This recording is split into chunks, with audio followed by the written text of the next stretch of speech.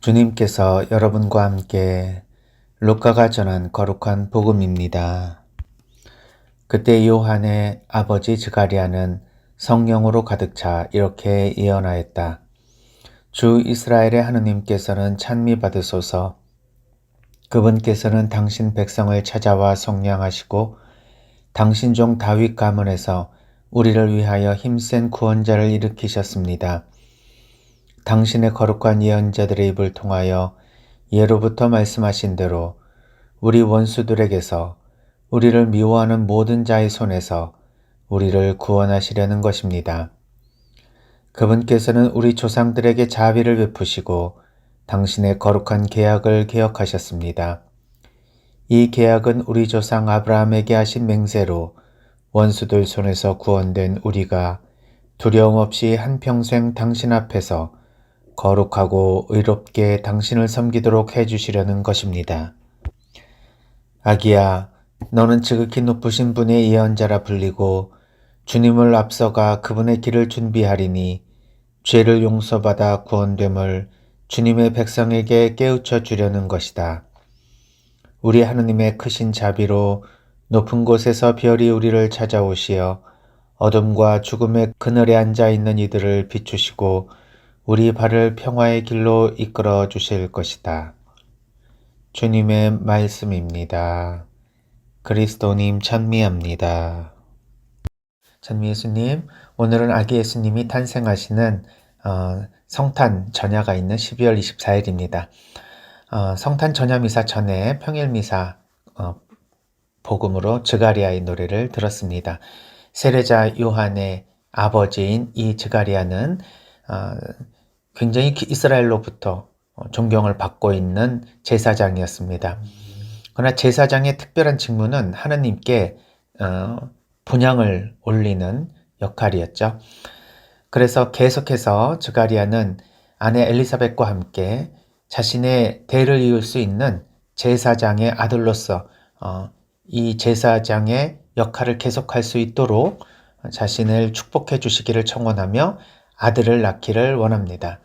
그래서 그 기도를 계속 올렸지만 이제 더 이상 아이를 낳을 수 없는 상태까지 엘리사벳이 이르자 절망을 할 수밖에 없는 상황에 이릅니다.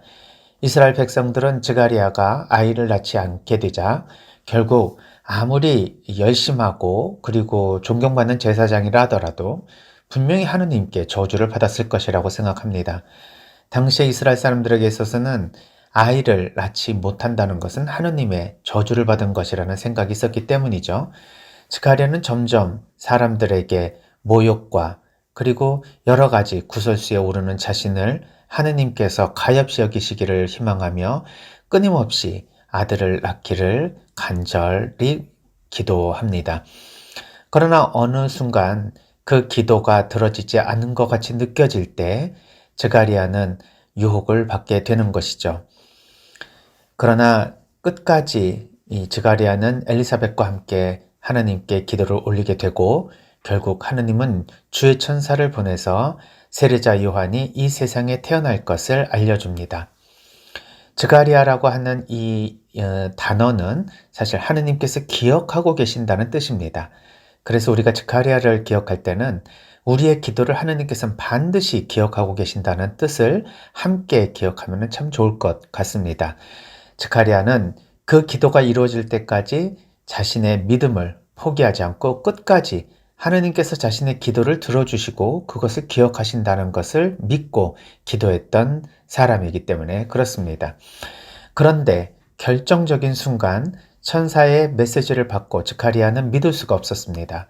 이렇게 늙은 나이에 어떻게 이제 아이를 낳을 수 있겠습니까? 하며 천사의 말을 의심하게 되죠. 그때 천사는 이것에 대한 대가로, 즉 충분히 믿음을 가지지 못했다라는 대가로 스가랴에게 세례자 요한이 이 세상에 나올 때까지 말을 못하게 하는 것이죠. 어떻게 보면 지금까지 믿음으로 기다려왔던 스가랴, 그러나 결정적인 순간에 못 믿겠다고 또 이야기하는 이 내용이 조금 말이 안 맞는 것 같습니다. 못 믿는 것이 아니라 오히려 이제야 드디어 하느님께서 우리에게 기도를 허락하셨구나라고 기뻐해야 될 순간에 어떻게 이 늙은 나이에 아이를 낳을 수 있겠습니까? 하고 의심한다. 좀 이해가 되지 않는 대목이기도 합니다. 하지만 이러한 성경의 모든 대목들은 우리 인간이 충분히 느낄 수 있는, 그리고 충분히 우리 인간이 경험할 수 있는 체험들을 전해줍니다. 아무리 우리가 온전히 믿는다 하더라도 의심을 하지 않는 상태에서 완벽한 믿음이라는 것은 우리에게는 주어지지 않는다는 것이죠. 때로는 의심이 들어도 다시 용기를 내어서 믿음으로 나아가는 것이 우리 신앙인들의 것입니다. 또한 하느님을 그토록 믿고 의지하며 신실하게 하느님께 의탁한 이 드가리아와 엘리사벳은 마지막 순간에 그런 이제 최종적인 그런 하느님의 기도를 들어주시는 메시지를 듣고 의심을 하여 드가리아가 말을 하지 못하게 되었지만, 결국 세례자 요한이 이 세상에 태어나면서 드가리아는 입이 열리게 되고, 그때 이 세상에서 가장 아름다운 하느님을 찬송하는 베네딕투스, 즉 오늘 우리가 복음에서 들었던 드가리아의 노래를 읊게 됩니다. 성모님의 마니피캇과 함께 우리가 성모일도에서 아침과 저녁 기도를 통해서 하나님께 올리는 이 매일의 하나님 찬송의 기도가 된 그 배경에는 이처럼 가장 힘들고 어렵고 가장 마지막 순간까지 인내하며 하느님을 찬송했던 드가리아, 그 드가리아의 입에서 나온 찬송이야말로 우리 인간이 하느님께 들을 수 있는 최고의 경배 그리고 찬양의 성가가 아닌가라는 생각을 하게 됩니다. 그래서 이 드가리아의 노래를 듣게 되면 우리는 하느님의 이 구원 역사에 대해서 우리가 깊이 있게 이해할 수 있습니다. 우리는 하느님께서 예언해 주시고 약속해 주신 것은 언제든지 이루어 주신다는 것을 알 수 있습니다. 그리고 그것을 끝까지 믿고 희망하며 나아가는 믿음이 우리에게 유일한 하느님께 그 은총을 받아들일 수 있는 조건이라는 사실도 알 수 있습니다. 또한 하느님의 이런 구원의 은총은 우리 인간의 의로움으로 인해서가 아니라 하느님의 자비로운 사랑에 의해서 이 세상에 내려온다는 것을 알 수 있습니다. 그래서 우리가 하느님께로부터 받은 이 은총을 우리가 하느님께 계속된 찬송으로 우리가 하나님께 올려드리게 되는 것이죠. 이제 아기 예수님의 탄생이 바로 앞으로 다가왔습니다. 오늘 아기 예수님은 우리가 그토록 기다려왔던 우리의 구원자이시고 또 우리의 이 어두운 삶을 밝게 비추어 주시는 광명 그 자체이십니다. 우리의 마음속에는 오시는 분이지만 실제로 이렇게 육신적으로 이 세상에 태어나시는 분은 이미 2000년 전 아기 예수님의 탄생으로 끝이 났지만, 매년 우리의 마음속에 다시 탄생하시는 아기 예수님, 우리에게 있어서는 그 이전에 그 어떤 아기 예수님의 탄생과는 다른 의미로 다가옵니다. 이 고통의 깊은 코로나 터널을 이제 조금씩 빠져나가려고 하지만 또다시 우리는 절망을 하게 되고 언제 끝날지 모르는 그러한 기약 없는 상황에 처하게 되었습니다. 그럼에도 불구하고 예수님께서는 우리에게 희망과 용기를 잃지 않고 끝까지 이 믿음으로 이 어려움을 이겨내시라는 말씀을 주십니다.